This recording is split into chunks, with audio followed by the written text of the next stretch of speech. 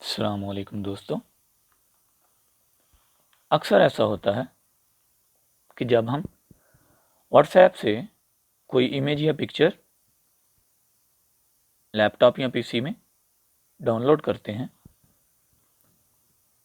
तो picture open हो रही होती है, लेकिन जैसे ही पिक्चर को हम फोटोशॉप में ओपन करते हैं तो कुछ ऐसा मिसिंग एरर हमको देखने को मिलता है। इसको सॉल्व करने का तरीका बहुत आसान है। आपने पिक्चर पर राइट क्लिक करना है, ओपन विथ पेंट। अगेन देख लें, right click, open with paint, open करें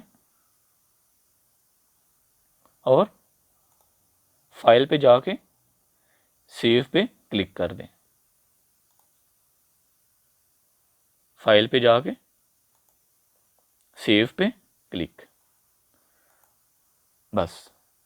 अगेन ओपन करें तो इमेज इजीली फोटोशॉप में ओपन हो जाएगा। जी दोस्तों, उम्मीद है आपको आज की इंफॉर्मेटिव वीडियो पसंद आई होगी। मिलते हैं इंशाल्लाह नेक्स्ट वीडियो में। तब तक के लिए अल्लाह हाफिज़।